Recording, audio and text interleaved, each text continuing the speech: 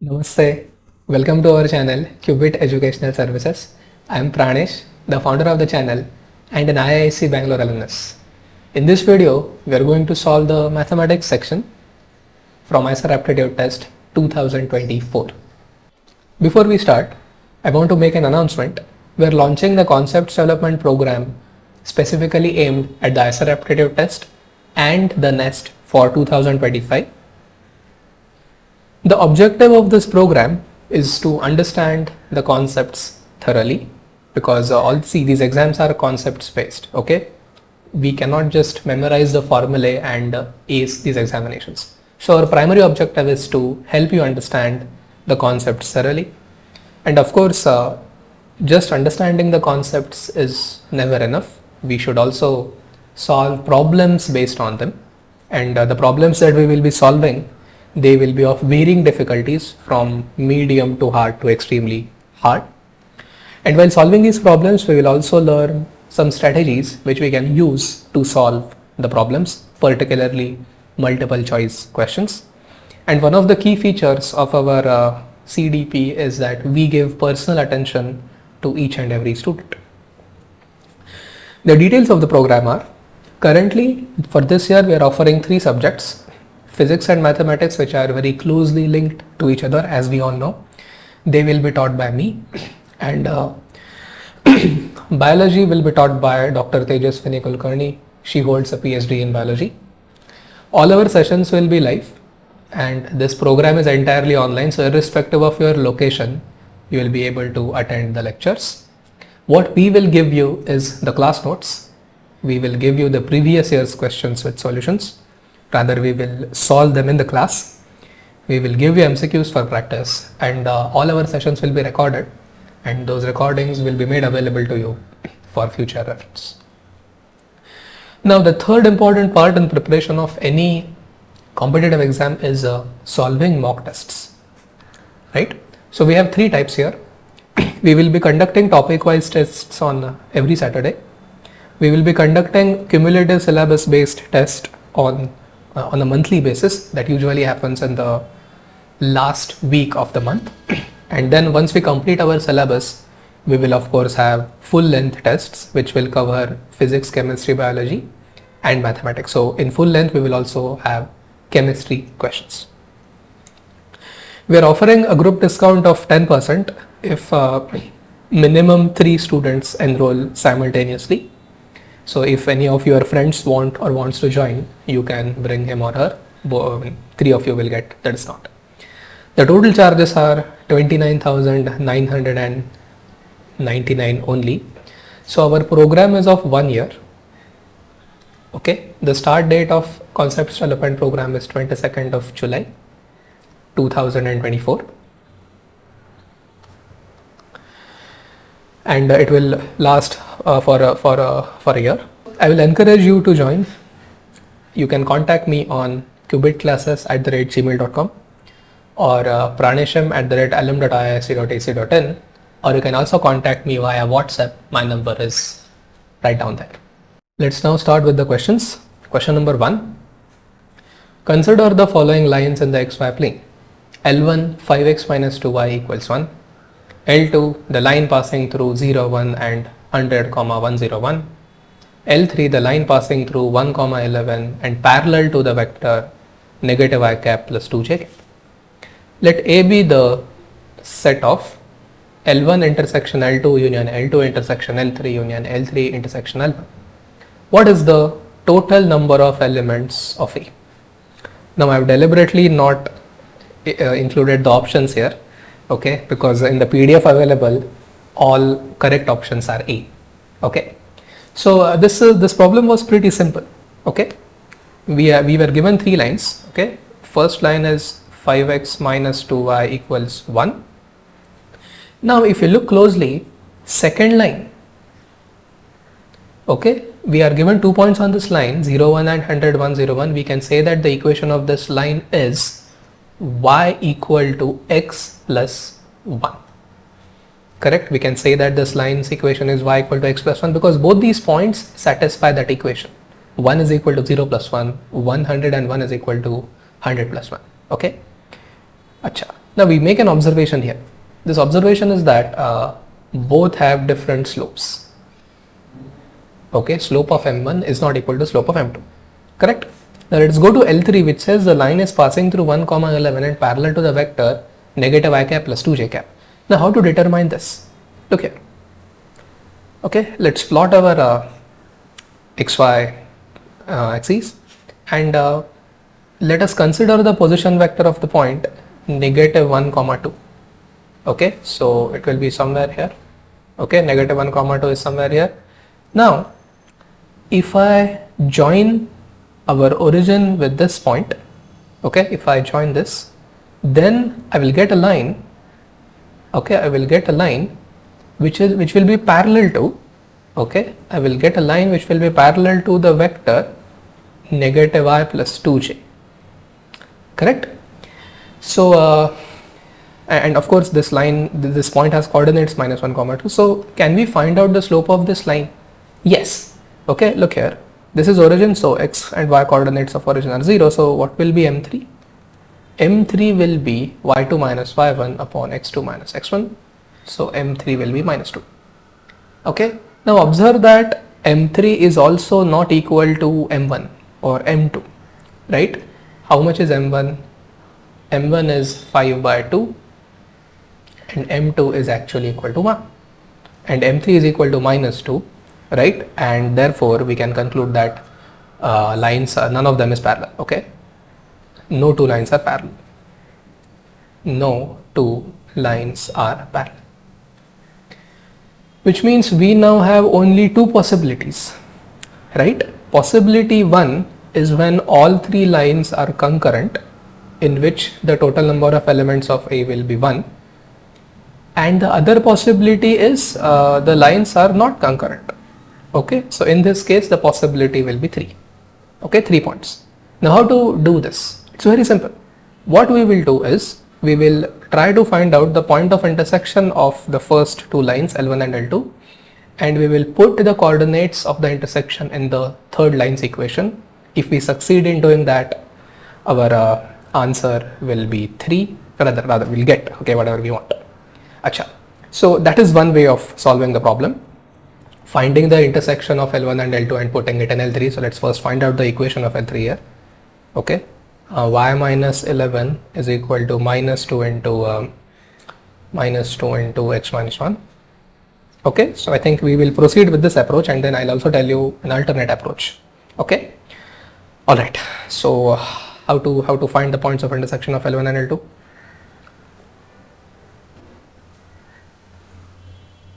Okay, so we have got 5x minus 2y equals 1. Okay, and let us bring y there, so it will be x minus y equals minus 1, right? X minus y equals minus 1. Okay, let us multiply this equation by 5, so it will be 5 minus 5, it will equal to negative 5. Correct? And if I subtract now, okay, if I subtract 5x minus 5, it will be 0x. So what am I getting? I am getting 3y equal to 1 minus 5, so 6. So y is equal to 2. So x will be equal to 1, right? Because y is equal to x plus 1. So we have got the point of intersection as 1, 2. And now let us go back to the equation of L3. Okay, let us go back to equation of L3 and see whether this point lies on L3. Okay, so 2 minus 11 is left hand side, minus 2 into 1 minus 1, so 0, and they are clearly not equal. So what does it mean? It means L3 does not pass.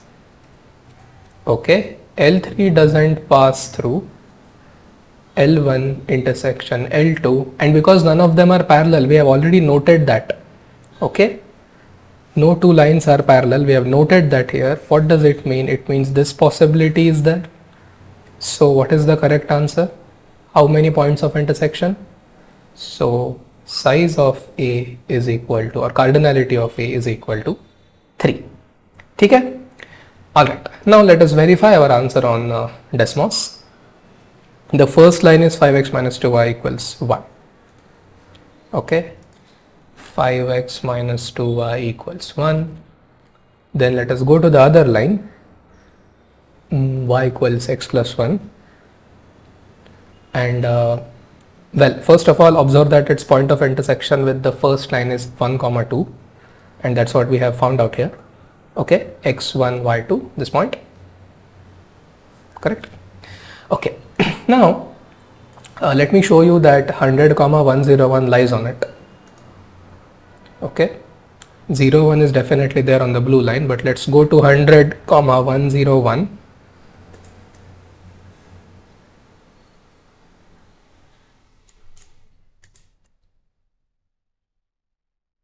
Yeah, see, that point is there. Okay, acha. Now how about the third line? Okay, how about the third line? We have already determined that the slope of this line is minus 2. Okay, slope of this line is minus 2. And if we draw a line which passes through origin, okay, if we draw a line which passes through origin, it will be y equal to minus 2x. But we don't want this line, right? We don't want this line. We want a line which is parallel to this and passing through 1 comma 11, right? 1 comma 11. So y minus 11 is equal to minus 2 into bracket x minus 1. Okay, so it is parallel to the green line. Let me hide the green line now, and you can see that the points of intersection of the three lines are different: 1, 2, 4, 5 and 3, 7. Okay, so our answer is correct. I would say this was a pretty straightforward problem, and all of you must have got the correct answer. Okay, what is the correct answer? 3 points of intersection with that. Now this was our first method. Is it possible to solve this problem by any other method? Yes. How to solve it? To solve the problem, we must know something about determinants. Okay, we must know something about the determinants. So I'll be doing that now. Okay, let's first bring these things in their standard forms. Okay, so I will be now writing down the coefficients here. Okay, 5 minus 2, and let's keep 1 on the right side, doesn't matter. Okay, so for the second line it will be x minus y, x minus y equals minus 1, so minus 1 here. Okay, x minus y is equal to minus 1, and for the third one it's minus 2x here. Okay, minus 2x, y goes to the other side, so it becomes minus y. Okay, minus 2x minus y, and then this minus 2 into minus 1, so this is plus 2, this goes to this side. Okay, and when it goes to that side it becomes minus 2, so it becomes minus 30. Okay, minus 2x minus y is equal to minus 30. Let's just confirm that once. It should overlap with the blue line. Minus 2x minus y equals minus 11. Oh wait, was it minus 11? Oh no, minus 13. Yeah, see, that line overlaps with this line, right? So it's correct. Now there is a theorem which tells us that if these lines constitute a triangle, specifically if the lines are concurrent, then there will not be any triangle, so the determinant's value will be 0. So we now bring in that technique and see if the determinant is 0. If the determinant is 0, it means all lines are concurrent. If the determinant is not 0, then we can say happily that the lines are not concurrent. Okay, so 5 into 13 minus 1, okay, plus 2 into minus 13 minus 2, plus 1 into minus 1 minus 2, right? 5 into 13 minus 1 plus 2 into negative 13 minus 2 plus 1 into negative 1 minus 2. Okay, 13 minus 1 12, 12 into 5 is 60, minus 13 minus 2 is minus 15, minus 15 into 2 is minus 30, minus 1 minus 2 is minus 3 into 1 is minus. So this is not equal to 0. So lines are not concurrent, and also no two of them are parallel, and therefore 3 points of intersection. Alright, that was question number 1. Question 2. Let A be the set of points in the xy plane which are equidistant from P minus 10 and Q10. Let B be the set of points in the xy plane which are equidistant from A and Q. If 5 comma y is a point in B, then what is the value of y squared? Now before we solve this problem, I would like to draw your attention to the following. See, in this problem there are two fixed points PQ, right? There are two fixed points, P is minus 1 comma 0, Q is 1 comma 0, and we are usually familiar with uppercase letters being used to denote points, but in this case these are not points. Okay, these are not points. So then what are they? A is a set of points. Same thing is with B. B is a set of points. Okay, rather sets of points. Now when you say sets of points, you have to keep that in mind when we do the second part. Now I'll tell you why am I telling you this. When I read this problem for the first time, I was treating A and B as points and not sets of points, and that's why I was not getting the correct answer. In fact, I was getting two unknowns in one equation. So later on I realized that it is a set of points A and not a point itself. Okay, so that's why reading the problem statement is extremely important. Acha, now let us start. Let's say this is our x-axis, this is our y-axis. Q is here, 1 0. P will be of course in this side. Okay, negative 1 comma 0. Now we know, if we are saying A is a set of points in the xy plane which are equidistant from P and Q, that set of points has to be y-axis. Correct? Because if I take any point, this and this will be same, this and this will be same. Okay, all those distances will be same. So what does A become? A becomes y-axis. What is the equation of y-axis? X equals 0. So we have got A now. Okay. Now what are they saying? They are saying let B be the set of points in the xy plane which are equidistant from A and Q. Now if you have studied the whole of 2D geometry, then you will understand that this let B be the set of points which are equidistant from A and Q, this is actually focus directrix property of parabola. Okay, so we have a fixed line. Okay, we have a fixed line and we have a fixed point. Okay, we have a fixed line and a fixed point, and when we vary our point, let's call it P now. Okay, let's not call it P. Okay, let's not call it P. Let's call it R. Okay, so when R varies in the xy plane, its distance from this line, which is A now, okay, from A and Q, so this is M, let's call this point as M, its distance from the line and its distance from the point, its distance from this point, it remains same, and that is actually the focus directrix property of parabola. Okay, focus directrix property of, so this is actually there for all three conic sections, parabola, ellipse, hyperbola, but when the distances are equal, okay, when the distances are equidistant, then it becomes the focus directrix property of parabola. Okay, it becomes focus directrix property of parabola. Alright, so can we derive the equation? Yes. Say R has coordinates x comma y and QR, okay, we can now say QR is equal to Rm. Therefore QR squared will be Rm squared. Okay, now what is QR squared? X minus 1 the whole square plus y minus 0 the whole squared, so y squared is equal to, now Rm, do you agree that Rm will basically be the x coordinate here?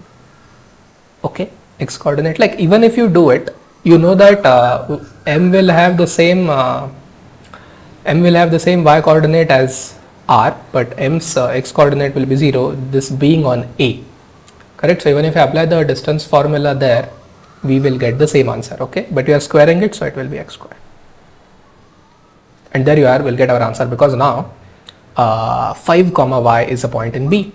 So let r be now 5 comma y. Okay, let r be 5 comma y. So 5 minus 1 is 4. So let me directly write 4 squared 16. Y squared is equal to x squared, 5 squared 25, and that gives me the answer to y squared, which is equal to 9. Okay. So the value of y squared is 9, so y will be plus 3 or y will be minus 3. Correct? That was question 2. Let's solve question 3 now. This question is based on vectors and 3D geometry, or lines and planes. Consider the lines L1 and L2. L1, x equals 2 plus lambda, y equals 3 plus 2 lambda, z equals 4 plus 3 lambda. L2, x equals 4 plus lambda, y equals 4 plus 0 lambda, and z is equal to 4 plus lambda. If 2, 3, 4 is the point of L1, that is closest to L2, then which point of L2 is closest to L1? Now, when it comes to the point that is farthest or the point that is closest, okay, we usually think of the least or the greatest distance, correct? Now when we say that we want the closest points, we are basically referring to skew lines or intersecting lines. Now if you look at the options, okay, none of them contains 2, 3, 4, okay, none of them is the point 2, 3, 4. Now what does that tell you? That tells you that these lines do not intersect, and therefore the lines must be skew. Okay, therefore the lines must be skew. Correct? Now how to deal with the least distance? Okay, we know the procedure. So suppose this is our L1. Okay, suppose this is our, and let's say this is our L2. Okay, the least distance, okay, which we can find is this. So this is perpendicular to L1 as well as it is perpendicular to L2. Correct? Now we know that the vector of direction ratios of L1 is b1 bar and that of L2 is b2 bar. And can we find these vectors from the equations? Yes. b1 bar is, so these will be the coefficients of lambdas, okay? So I cap plus 2j cap plus 3k cap for b1 bar, and for b2 bar what would it be? For b2 bar it would be I cap plus 0j cap. Now if you have paid attention, when I was reading the equations of L2, I did not just read y as 4, I said 4 plus 0 lambda, so that 0 is this, okay, and then plus again for this it's 1, so okay. And we know that because this segment, the one that is closest, rather this the distance measured along this black segment is the closest, we know that b1 bar cross b2 bar, okay, b1 bar cross b2 bar has to be the vector along this, correct? b1 bar cross b2 bar, because by the property of cross product, okay, the vector is perpendicular to both the individual vectors. Okay, so let's find the cross product now. 1, 2, 3 and 1, 0, 1. So it's 2I cap. 1 minus 3 is minus 2, right? 1 minus 3 is minus 2, but it's j cap, so minus 2 j cap. Oh wait, 1 minus 3 is minus 2, so plus 2, sorry, plus 2, Yes. And for k cap, how much is it? K cap, it is 1 into 0, so 0 minus 2, so minus 2 k cap. Or we can say I plus j minus k. Okay. Now if we come to the second part, if 2, 3, 4 is the point on L1 which is closest to L2, which point of L2 is closest to L1? Now these are actually those points. If I call this point as A and the other point is B, these are the points A and B. So we know A, we need to find B because, well, that's how it works, right? So what we can do is, because we have already found out the cross product, okay, because we have already found out the cross product from the figure, I can say that AB bar must be collinear with B1 bar cross B2 bar.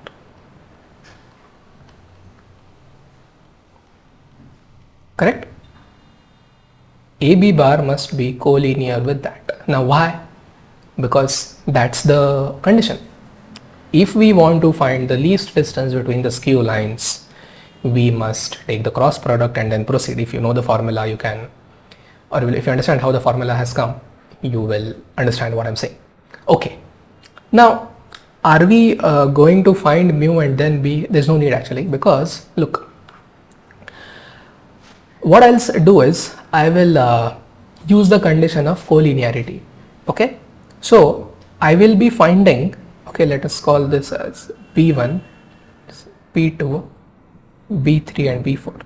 So I will basically be finding A, B, N bar, okay, A, B, N bar, and N varies from 1 to 4, and I will be picking that point which gives me a vector collinear with I plus j minus k, right? So let us start with B1 now, okay, 2 minus 5 is negative 3, 3 minus 4 is negative 1, 4 minus 5 is negative.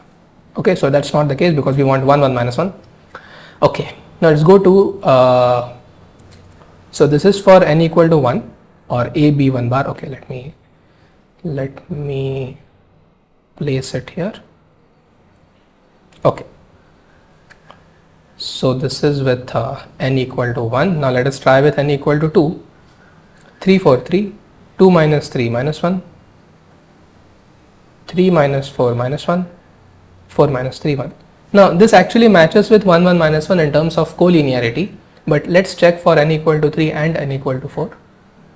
For n equal to 3, that is B3, it's 2 minus 4 negative 2, 3 minus 4 negative 1, 4 minus 4 is 0. Well, we can't really have 0, can we? And if we go to this, we are getting it at 0. So there is no chance that it will be collinear with I plus j minus k. So the correct option is B, because it matches with this one, or B2 rather, B2. Whichever option contains 3, 4, 3, you will mark it. Okay, because it is collinear with 1, 1 minus 2. Alright. Yes. Now if we want, we can verify this on GeoGebra. X minus 2 upon 1, x minus 2 by 1 equal to bracket y minus 3 by 2 equals z minus 4 by 3. Okay, so that's our first line. Now let us go to the second line. Okay, let's now first plot the vector of this line. Okay, which point do we want? Look, now we want 1, 0, 1. Okay, why 1, 0, 1? Because it's lambda 0 lambda. Okay, now for L2 I'll say line passing through the point 4, 4, 4 and direction vector is u. That is our second line.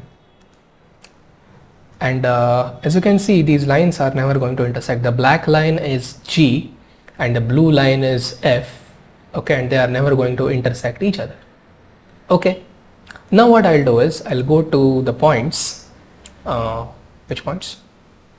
One of them is 2, 3, 4 and the other one is 3, 4, 3. 2, 3, 4, 3, 4, 3. 2, 3, 4 and 3, 4, 3. Okay, so you can see these are the 2 points here. Okay, these are the 2 points here, and if I now draw a line joining AB, okay, it should be perpendicular to the blue line as well as the black line. Let us see. Okay, let us go to the line joining A and B. Okay, let us change its color to red. Okay, let us change its color to red. Okay, now what will I do? Okay, what will I do? I will go to, okay, I'll go to the angle, okay, angle between which 2 lines? F is our first line and H is our third line. That's 90. That's 90. And if I go to the angle between, sorry, if I go to the angle between the line G and H, that also is 90. Both alpha and beta are 90, and we can see that here actually. Okay, the red line is actually perpendicular to the skew lines blue and black, and because it's there, because both these angles are 90, our answer is confirmed. Now as far as the problem is concerned, we have done everything that was required, and I think that shouldn't have taken you more than maybe 2 minutes or 3 minutes. But to understand the things better, we have gone to GeoGebra and plotted the lines, and we are now convinced that indeed AB is perpendicular to both L1 and L2. Okay, well, you can take this as homework. You can find distance AB, that will be the least distance between the 2 lines. Question 4.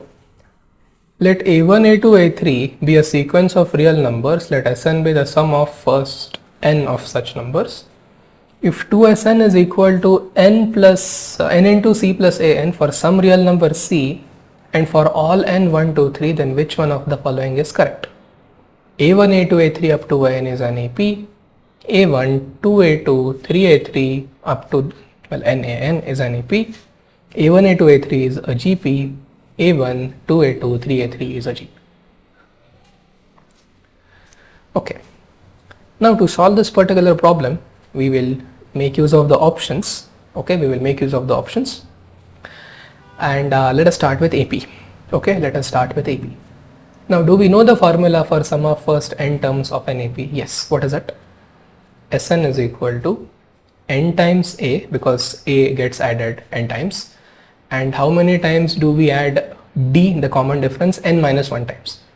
So it will be sum of first n minus 1 natural numbers, so it will be n minus 1 into n minus 1 plus 1 upon 2 into D. Okay. Now, as per the condition, let us write 2Sn here. Okay, let us write 2Sn here.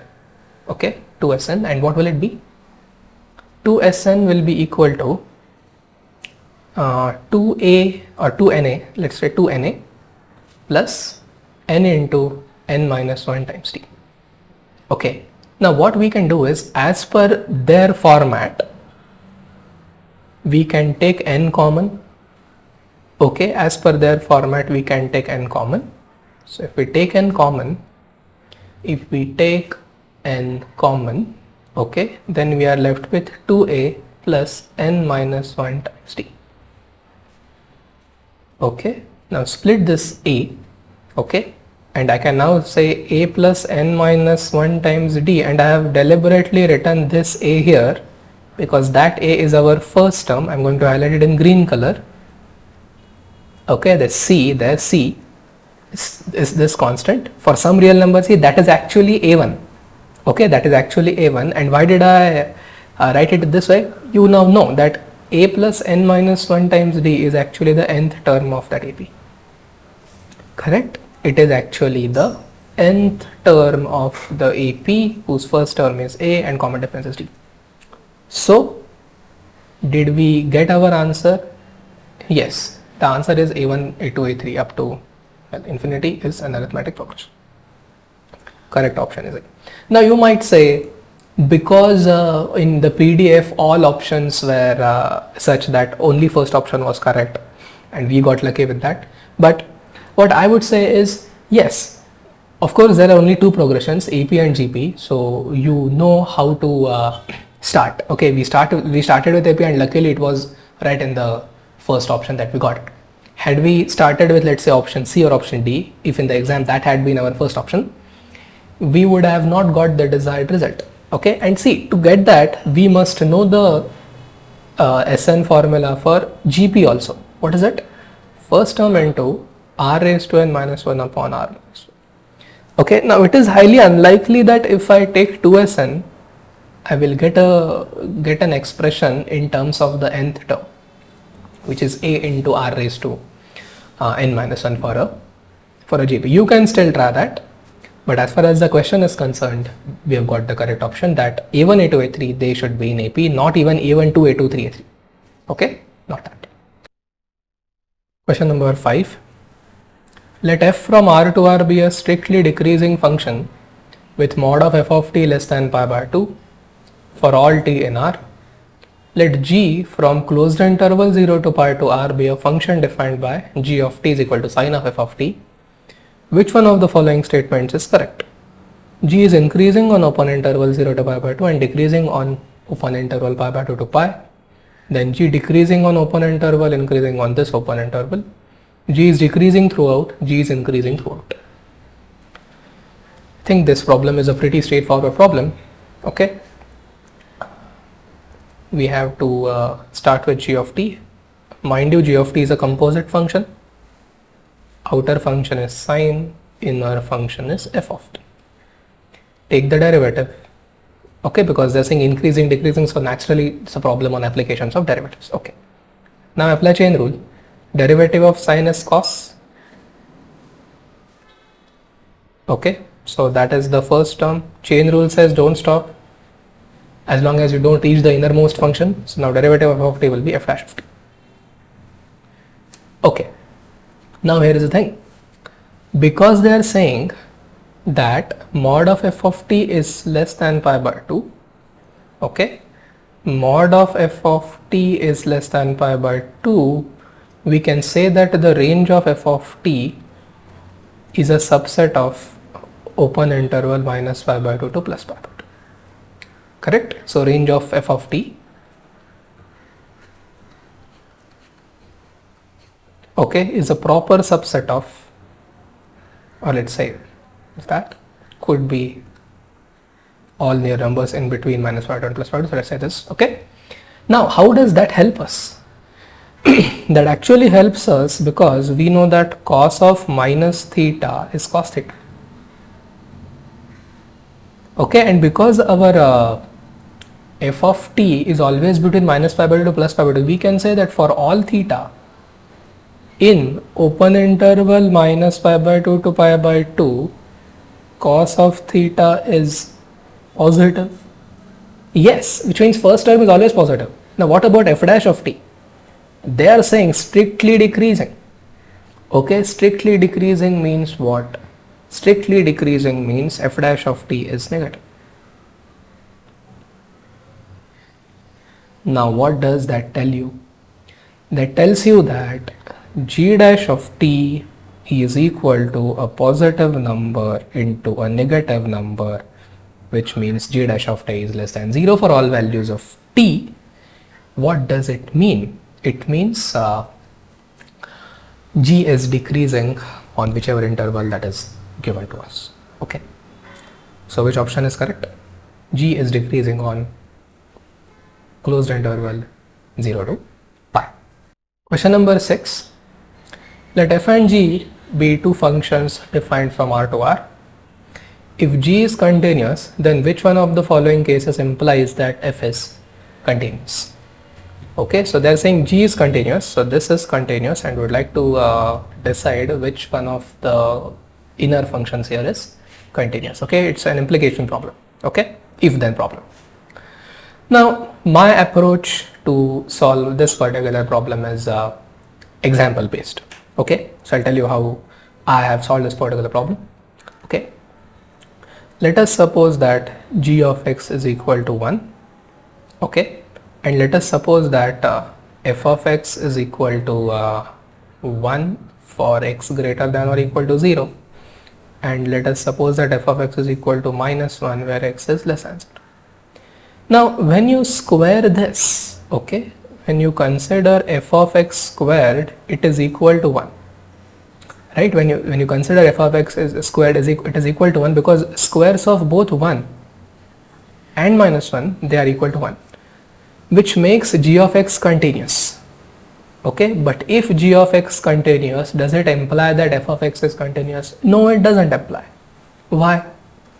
Because according to my definition, f of x is equal to 1 when x is greater than or equal to 0, so this one, and it is negative 1 if it is less than 0, right? Pretty much the signum function, but I'm not taking 0 here, I'm taking it to 1 just to make g of x continuous. Okay, so is the option A correct? Option is not correct. Let's go to B now. Okay, let's go to B now. Okay, let's go to B now, which says g of x is equal to sine of f of x. Okay, g of x is equal to sine of f of x. Now here I will take g of x at 0. Okay, here I will take a g of x at 0, and I'll say f of x is equal to pi for x greater than or equal to 0, and I can say f of x is equal to 2 pi or p minus pi when x is less than 0. Now, do you agree that because f of x can take only pi or 2 pi as its values, sine of it will always be 0, so g of x is continuous. Okay, so sine of f of x is always going to be 0. But then how about f of x's graph? Does it have any discontinuity? It does. We have said that it's pi here, okay, it's pi here, and it's 2 pi for x negative, with this point not in that. Okay, so it also has a jump or irremovable discontinuity there, which means can the second case be right? No, it can't be. Okay, second case cannot be right. Okay, now let us consider the mod. For mod, okay, for mod I can go to this example again. Okay, so I'll say g of x, let it be 1, and I can consider both these as they are. Okay, allow me to consider that. In fact, we'll get the same graph. Okay, now what I'm saying is instead of square, let's have mod. Okay, instead of squares, just let's take mod. Now mod f of x is equal to 1, that is g of x. So that is making g of x continuous, which means if g of x is continuous, does it necessarily or does it always imply that f of x is continuous? No, it doesn't. Okay, f of x is 1 and f of x is -1 for two different intervals on the set of real numbers, which means option D is gone. So whatever option remains, that has to be the correct option, and that option is option C. G of x is equal to f of x cube. Now I agree that we have proved it in by the elimination method. We have eliminated options A, B and D, and hence concluded that option C is right, or whichever option reads f of x cube. Now I'll leave this part to you to prove it analytically. Let's see if you can do that. Comment your thoughts below. If you don't manage to succeed in doing that, I will help you with that. Okay, so prove this analytically.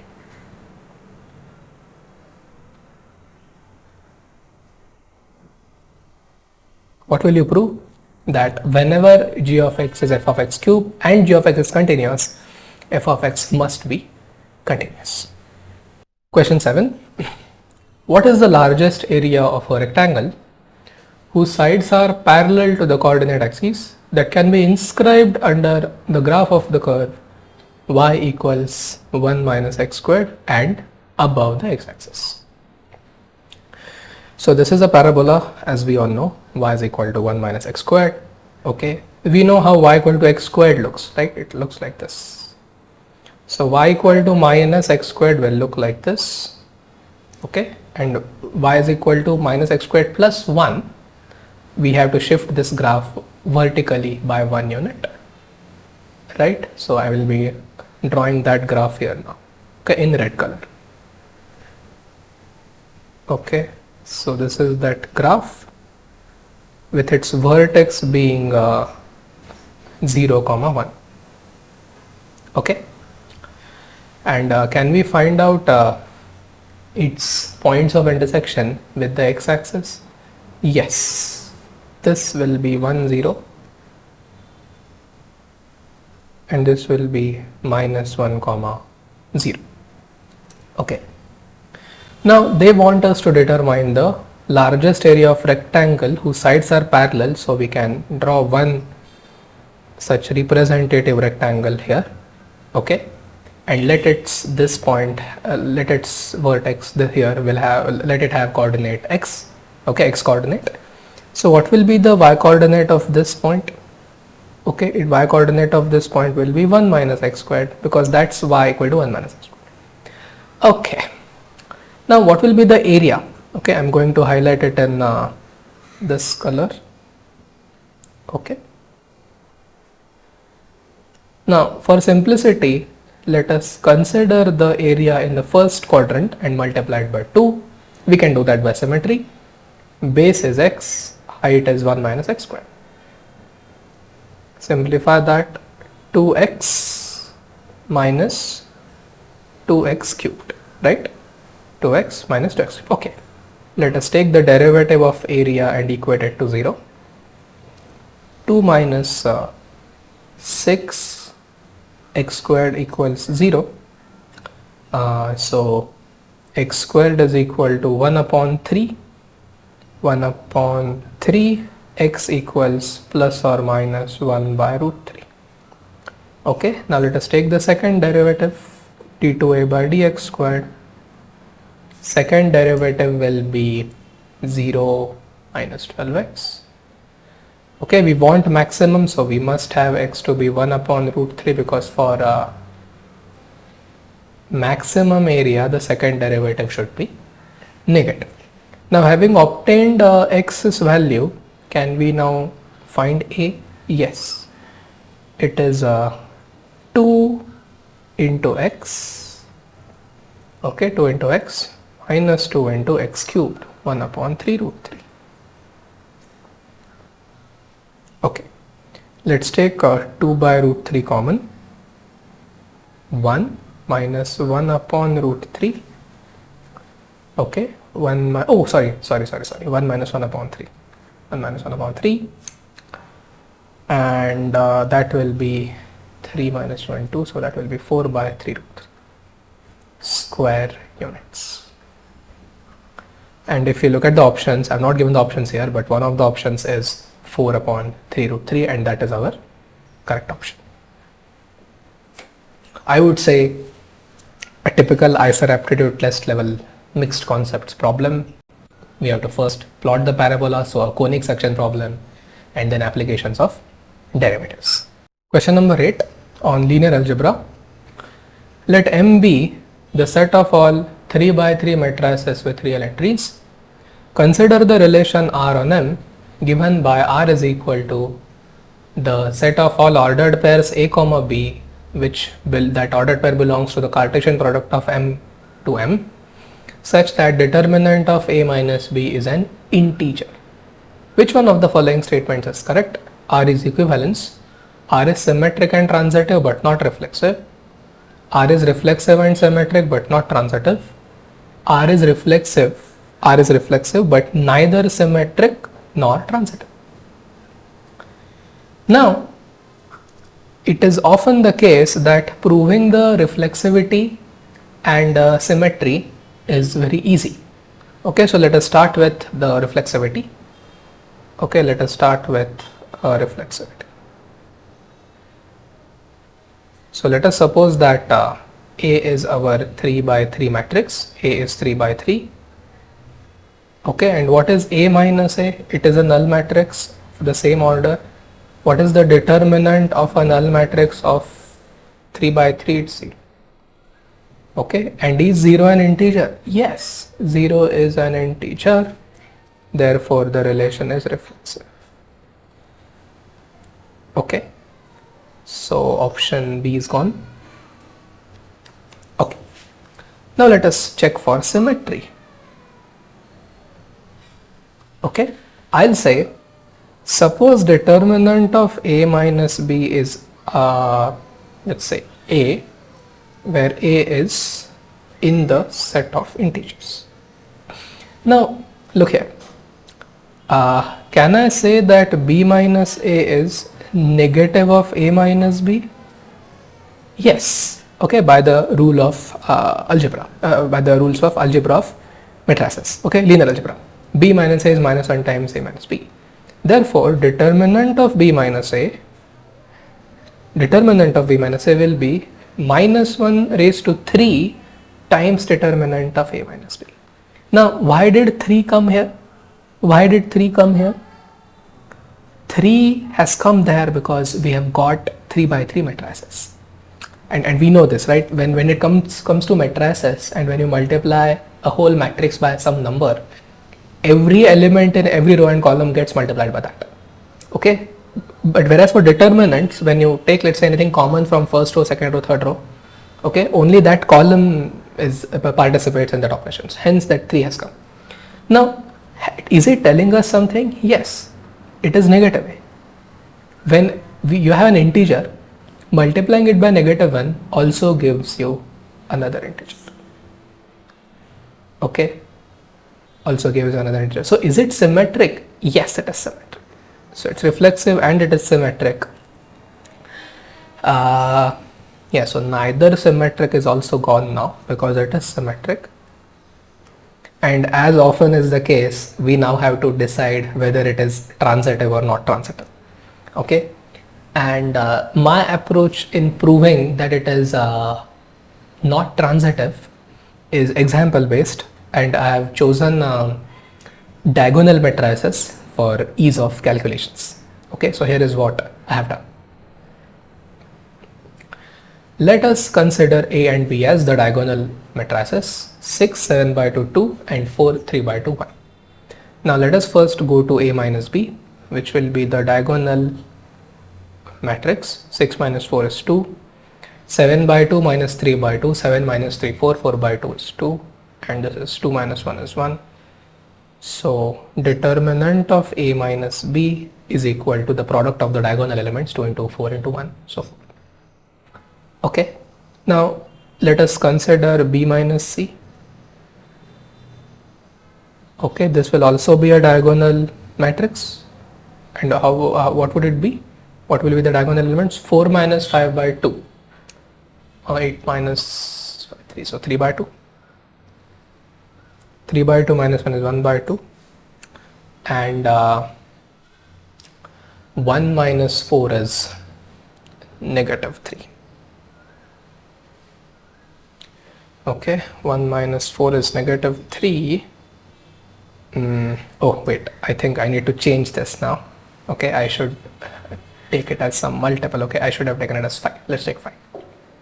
Okay, let's take 5 there. Now if I take 5 here, okay, if I take 5 here, then 1 minus 5 becomes minus 4. Okay, 1 minus 5 becomes minus 4. So determinant of B minus C, determinant of B minus C, what would it be? Determinant of B minus C will be 3 by 2 into 1 by 2 into minus 4, which is minus 3. Correct? 2 gets cancelled with 4. So both these are integers. Both 4 and negative 3 are integers. Okay, both 4 and 3 are negative 3 are integers. So A minus B and B minus C, they are integers. So AB and BC belong to the relation.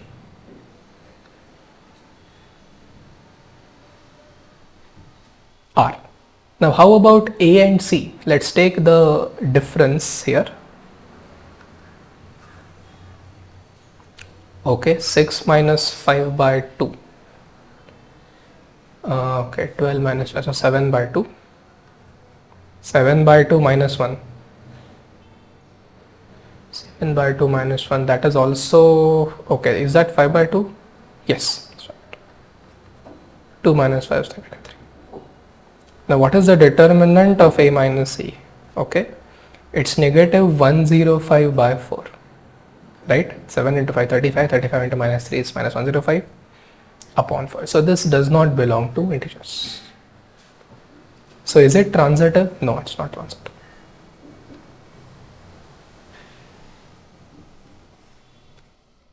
Okay, now I agree that this is an example based problem, at least my approach. So you need to correctly pick the elements here. But what I found out is if you select your matrices ABC as diagonal matrices, then the evaluation of determinants becomes a lot easier. Okay, and usually this proving or disproving whether the relation is transitive, that is considered a hard problem compared to reflexivity and symmetry. Question number 9. I think this was the easiest of all mathematics questions. What is the value of 23C0 plus 23C2 plus 23C4 up to 23C22?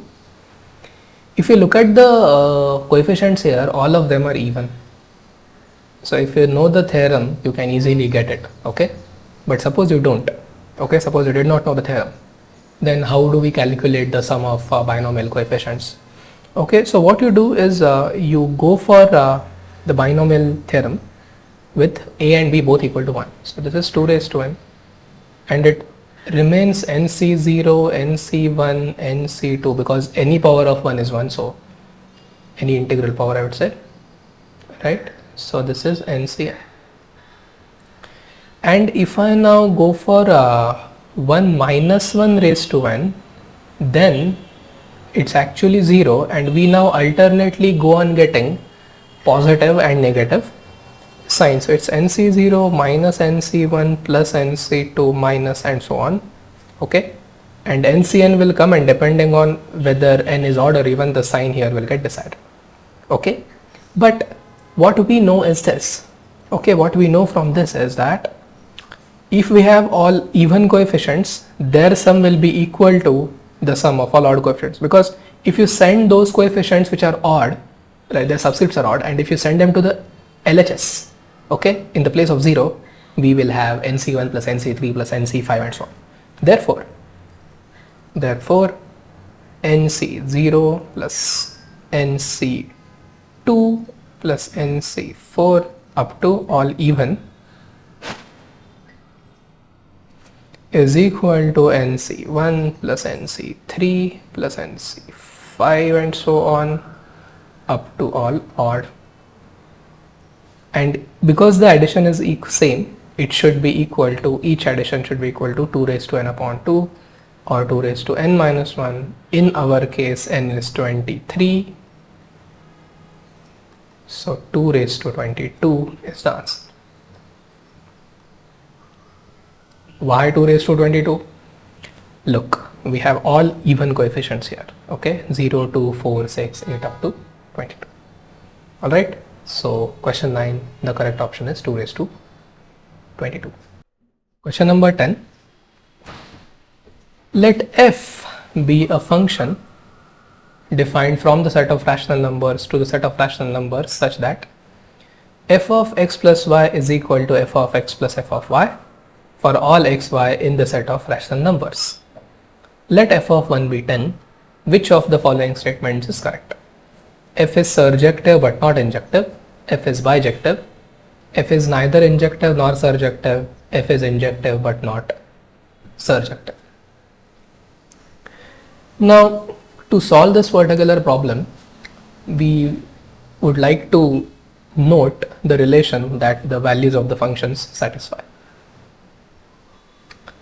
It is f of x plus y is equal to f of x plus f of y, and this is actually a special case of what we call linearity property.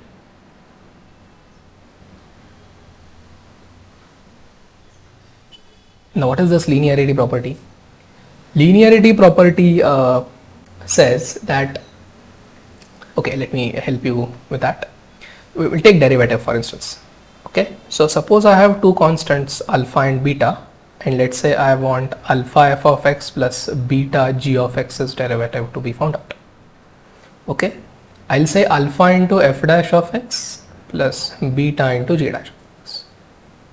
Okay, so the operations of addition and scalar multiplication, okay, they are, I would say, so to speak, allowed in the property of linearity, and they maintain their effects even after we apply the transformation here, okay, to get f dash of x and g dash of x. Now if you look closely here, and instead of d by dx, let's consider the function itself as the operator.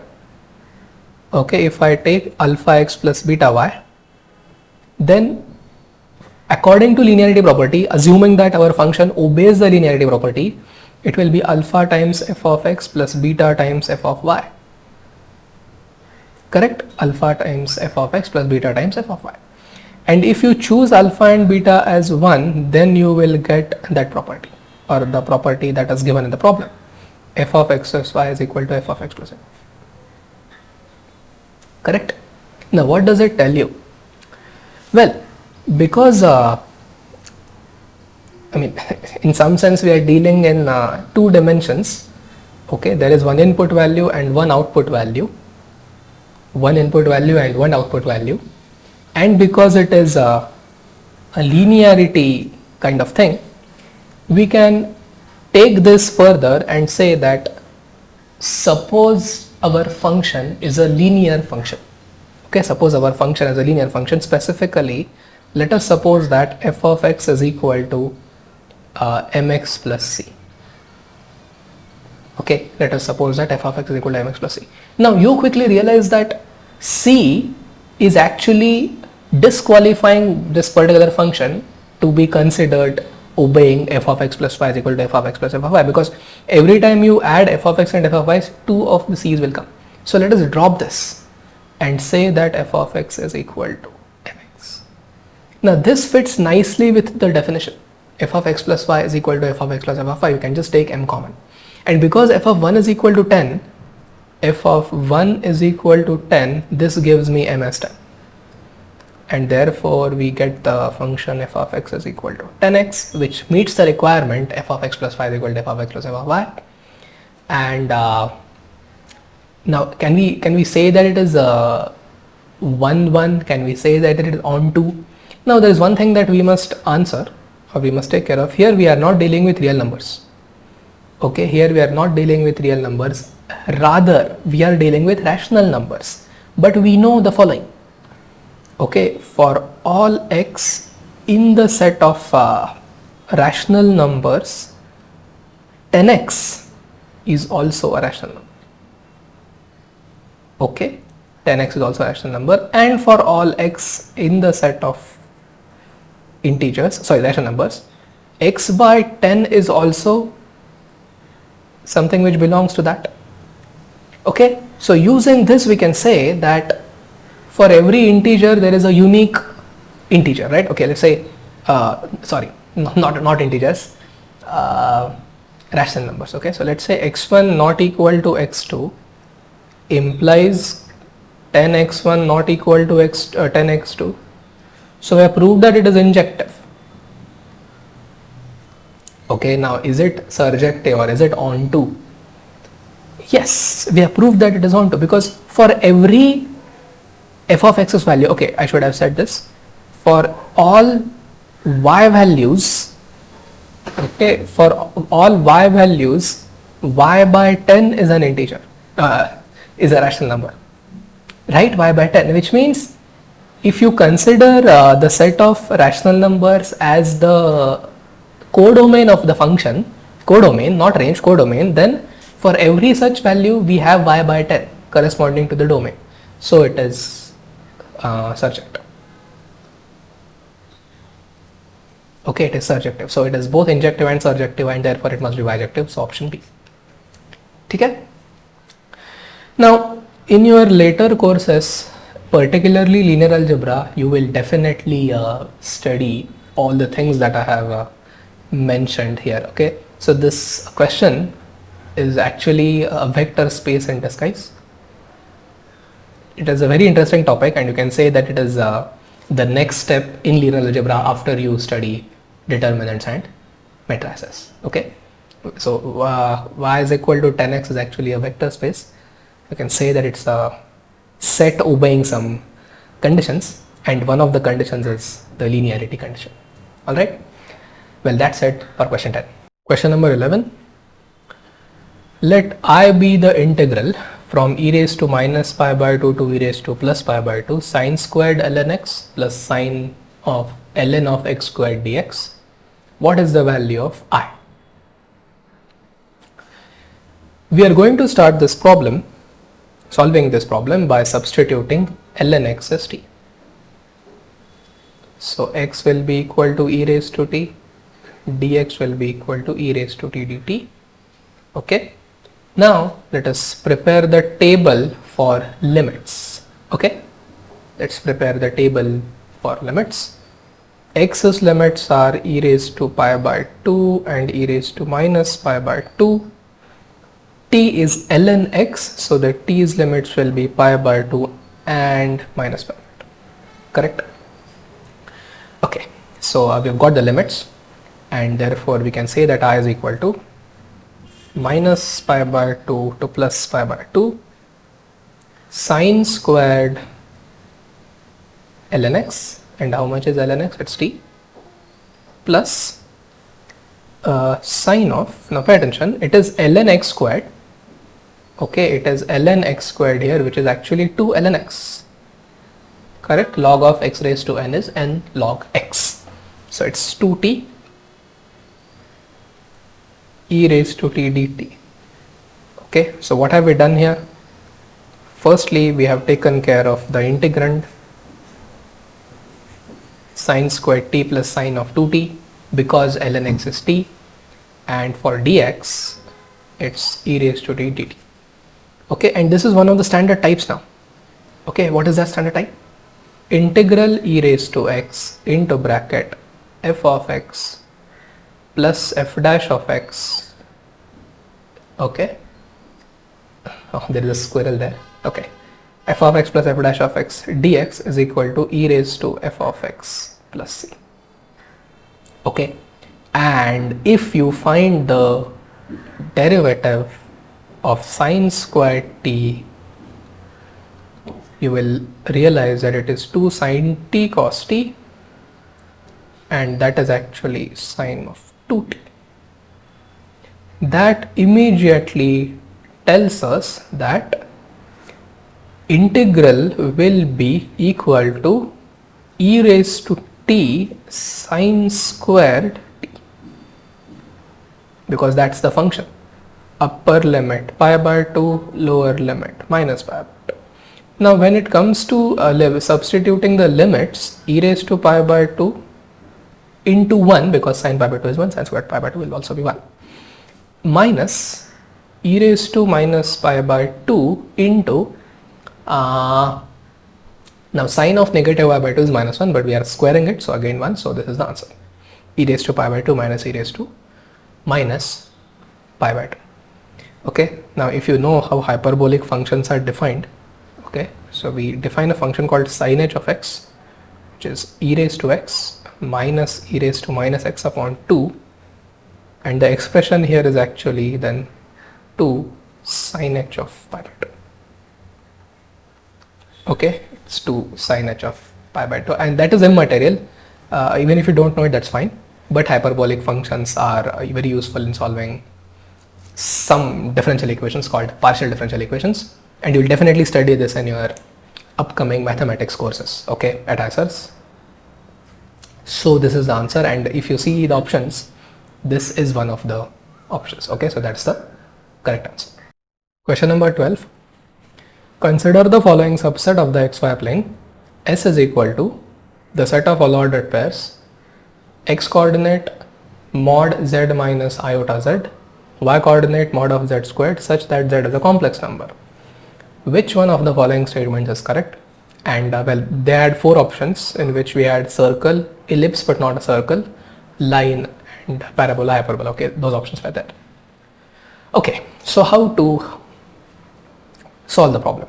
Okay, note that in our ordered pair, x coordinate is mod of z minus iz, or we can say It is mod of z into mod of 1 minus I. Okay, mod of z into mod of 1 minus I. Okay, so what is mod of 1 minus I? Is it not root 2? Yes. Now let's go to y. Y is mod of z the whole square. Now look, usually z is the variable complex number, but now they're not saying that it's variable. Z is a complex number, so we can take any complex number we want. Okay, we can take any complex number we want. And here is the thing, if we continue simplifying this, okay, specifically if we let z to be x by root 2, okay, if we let z to be, okay, mod of z to be x by root 2 from the first, y will become square of that, so x squared by 2, this parabola. Okay, this is parabola, so the correct option is the one which says s is a parabola. Okay, now one of the reasons why, or rather the main reason why students may find it confusing is because they're saying z is a complex number, but if you read the problem carefully, then you'll realize that the main variables are the x and y here, and that is not equal to x plus iy. Z is any complex number that you can choose. Okay, so yes, y is equal to x squared by 2. That is the correct relation. Question 13 on probability. I would say this was the second easiest question after that binomial coefficients. Okay, this is also very simple. A ship sets off on a voyage with 3 engines labeled A, B, C. These work independently. The ship can complete the voyage only if at least 2 of these engines keep working. The probability that A breaks down is 1 upon 4, that engine B breaks down is 1 upon 4, and that engine C breaks down is 1 upon 2. What is the probability that the ship can complete the voyage? Now look, it can complete the voyage if they are saying at least 2 of the engines keep working. Okay, so let us find out the probability that 2 engines work, and let's add to this the probability that 3 engines work, or all engines work, because they're saying at least. The other interesting thing about this problem is that they have given us the breakdown probabilities. Okay, so we must use the concept of complement of the given event. Okay, breakdown probability is 1 upon 4, so the probability that A works, does not break down, is 3 by 4, 1 minus 1 upon 4. For B it's 3 by 4, and for C it is 1 by 2. Okay, it's 1 by 2. Now what is the probability that all 3 engines work? It will be 3 by 4 into 3 by 4 into 1 upon 2. Why did we multiply? Because the engines work independently. Okay, so 3 by 4 into 3 by 4 into 1 upon 2. Now when it comes to 2 engines work, okay, there are 3 possibilities now. A and B work but C does not. A, B work but C does not, but 1 minus 1 upon 2 is again 1 upon 2. Then A works, C works, but B does not. A works, C works, but B does not, so 1 upon 4. And you will now realize that same thing is there if we assume that A fails to work and B and C work. Okay, so what you will do is you will multiply this by 2. Okay, which one? This one. Okay, and then you will compute the required probability. Okay, so let's find it out now. 3 into 3, 9, 32. So this will be 6 by 32, and this will be 9 by 32. 24 by 32, 3 by 4. Okay, so what is the probability that the ship can complete the voyage? 3 by 4 is the probability. Simple problem. Now there is also a similar question which is quite popular. and that is there are 3 students who can solve a problem independently, and that solving a problem and their probabilities are given. Okay. Okay, and they ask, the question is, what is the probability that the problem is solved that is very similar to this? Okay, slightly different, because here even one student can solve the problem and the other 2 cannot, but this condition says at least 2 of the engines keep working, at least, but otherwise it's very similar to this. I think it was there in IISc, okay, or JEE Main, which was formerly called IISc. Okay, fine. That was question number 13. Question number 14 on differential equations. Consider the differential equation cos y dy by dx plus 1 upon x sin y is equal to x, where x is positive. Given that y is pi by 2 at x equal to root 3, which one of the following is the value of y at x equal to root 3 by 2? Okay, so we are not only required to find the general solution, but we are required to find the particular solution. Okay, because x's value is given as root 3 by 2 and we would like to find the value of y. Now, to solve this differential equation, we first notice that we have got cos y and sin y, both terms here, which are derivatives of each other, and if we try to solve it as a linear differential equation, then we don't succeed that much, because we have got sin y here and we have got cos y dy by dx there. The standard form of a linear differential equation is dy by dx plus py is equal to q.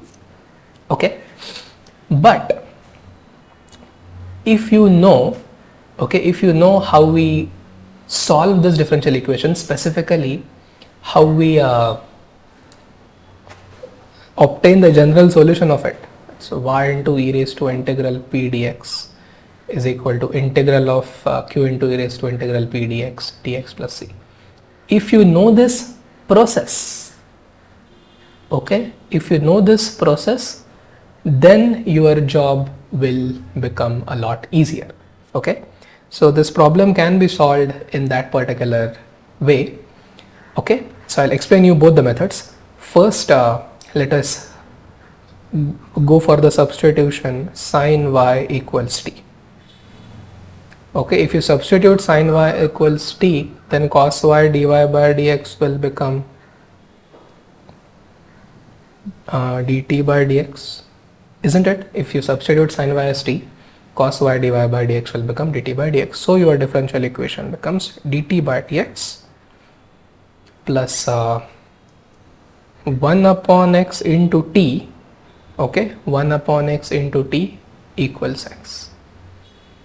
Now, can you solve this differential equation? Yes, it's a linear differential equation. So we'll say t into e raised to integral 1 upon x dx is equal to integral q into e raised to integral 1 upon x dx plus c. Okay, so we have used this. Okay, now integral of 1 upon x is ln x, and the reason why they have given us this is that integral of 1 upon x, we may write it as 1 upon mod x, but there is no need to ln mod x, but there is no need to write mod now because x is positive, so we can directly say that it is e raised to ln x equal to integral of x into e raised to ln x dx plus c. E raised to ln x is x, so tx equals e raised to ln x is x into x is x squared, integral of x squared is x cubed by 3 plus c. So t is equal to x squared by 3 plus c by x. Okay, now we go to this pair. Y is pi by 2, x is root 3. Okay, y pi by 2, x root 3. But what is y? Rather, what is t? Sin y is t. Okay, sin y is t. So let's go for it now. Sin pi by 2 is 1. x squared by 3, root 3 squared is 3, 3 by 3 1, plus c by root 3. Okay, so do you agree that c is equal to 0? Yes, has to be, because otherwise it will not be equal to LHS. Achha. So if c is 0, we get t equal to x squared by 3, and we want x equal to root 3 by 2, and we want the value of y. Okay, if x is root 3 by 2, what is t? T will be 3 by 2 into 1 upon 3, which is half. Okay, but sine y is that. Therefore y is equal to pi by 6. Okay, and pi by 6 was one of the options, so you can select that one. Okay, in method 2, okay, in method 2 we essentially do the same thing as we did in method 1, but we take the help of the process or the approach that we take to arrive at the general solution of the linear differential equation. Okay, so here what do? We go back to the problem. And we only focus on the left hand side. We say, because we have got cos y dy by dx and we have got sin y here, let us try to find out, if possible, okay, into some function f of x. Okay, let's try to find out the derivative of this. Okay, if we can succeed. Now, what is the derivative here? It is cos y dy by dx, cos y dy by dx into f of x plus sin y into f dash of x. Agreed? Cos y dy by dx into f of x plus sin y into f dash of x. Okay. Now, what we would like to consider is, if, okay, if we substitute this f of x as x, f dash of x will become 1, and observe that this x is actually the integrating factor. Okay, this x is actually the integrating factor. Where is it? This e raised to integral p dx. Okay, that is the integrating factor. Now, if you know the derivation, then you will not find this fancy, like how did you choose x, why not any other function? Okay, it's same as why we decide to choose, or why do we decide to multiply the differential equation by e raised to integral p dx? Because it works. Okay, so if you try with different functions, in this case it turns out that x works very well with what you want. Okay, so this is now x cos y dy by dx, okay, x cos y dy by dx plus sin y.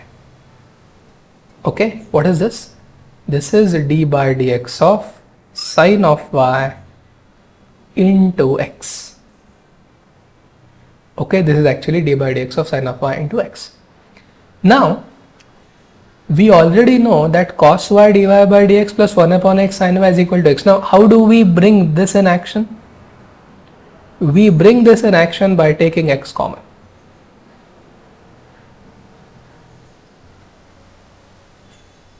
If we take x common, then in the bracket we will have cos y dy by dx plus 1 upon x sin y. But that is equal to the green x. That is equal to the green x, isn't it? That is equal to green x. What does it tell you? It is equal to x squared. Okay, basically we have now got the result that derivative of x into sin y, okay, derivative of x into sin y is equal to x squared. So x sin y will be x cubed by 3, sin y will be plus c, sin y will be equal to x squared by 3 plus c. Now let us for a moment go back. Okay, let us for a moment go back to the t part. See, we got the same answer. So here we used the formula. Okay, there we used the formula, and here we used the actual method. Okay, like, see, at the beginning I said the process of arriving at the general solution of differential equation is important. That process is important because in the process we arbitrarily decide to multiply both sides by a function, and that function we name it integrating factor. Now how does that come? Well, our current answer to that is it works. Okay, so we have indeed done that, but in this case it was we were solving an example and not proving the result. So taking that function as x worked nicely with us, which is essentially the integrating factor. All right, yes, so that was question number 14. I agree it took a bit longer for the second method, but because I wanted to demonstrate that going through the theorem's proofs is also equally important, right? I solved this problem by the other method also. All right, let's now go to the last problem. In the given figure, the angles BAQ, CPQ and CBQ are right angles, and the lengths QA 3 unit, AB 4 unit and BC 1 unit. What is the length of PQ? Acha. So in this figure we have a triangle ABQ. Okay, this is a right angle triangle, and then they have drawn a segment perpendicular to BQ of length 1, and then again they have dropped a perpendicular from that on AQ, and that's where it meets AQ. Okay, that's P. Okay, AQ is 3, AB is 4, BC is 1, and we have to find the length of PQ. Observe that length of PQ is actually 3 minus length of AP, correct? And length of AP is actually, well, now what I'm going to do is I'm going to introduce coordinate axes here. It will make our analysis easier. Okay, so QA is 3 and AB is 4, so B will have coordinates 3, 4. Okay, and if we drop a perpendicular from B to the y-axis here, observe that, let's say we call this point as R. Okay, which one? This one. So it will be as good as length of BR, correct? Because AB will be parallel to PC because x-axis is their transversal and it's 90. So, and AQ will be parallel to BR, right? So BR will be equal to AP. Now, how can we find the length of BR? Okay, how can we find the length of BR? Easy. Okay, easy. What I'm going to do is I'm going to call this angle as theta. Okay, I'm going to call this angle as theta. Now we know that angle between any two lines is angle between their perpendiculars, right? You can prove that, okay? Which means if this angle is theta, which is, okay, so which angle is theta? BQ and horizontal. So theta must also be the angle between the segment BC, which is perpendicular to BQ. BC is perpendicular to BQ, it's given, and vertical. So this angle will also be theta. Okay, this angle will also be theta, and what is that? Angle BCR. Angle BCR will also be theta. Okay. Now let us return to triangle ABQ. Okay, let us return to the triangle ABQ and find sine theta. Okay, what is sine theta? For ABQ, sine theta is opposite upon hypotenuse is 5 now, because AP is 3, AB is 4, so hypotenuse must be 5. Now go to triangle BCR. Okay, in triangle BCR, what is sine theta? Opposite side BR upon hypotenuse BC, which is 1, so BR will be sine theta, which is 4 by 5. Okay, why 4 by 5? Because BR is equal to sine theta, but sine theta is equal to 4 by 5, so BR is equal to 4 by 5 units. Okay, so what is PQ? PQ is equal to 3 minus length of BR 11 upon 5. I think the answer was in decimals, so 2.2. Okay, so that is question number 15. This question is more nest like question, because in nest we find some extremely difficult questions which are based on the school level trigonometry and geometry. Well, this one was not that difficult. This one was pretty much doable, and I think introduction of the coordinate axes made the task a lot easier, or did it? Anyway, introducing that will make you feel more familiar with the problem. Alright, so we have now solved all 15 questions from the mathematics section.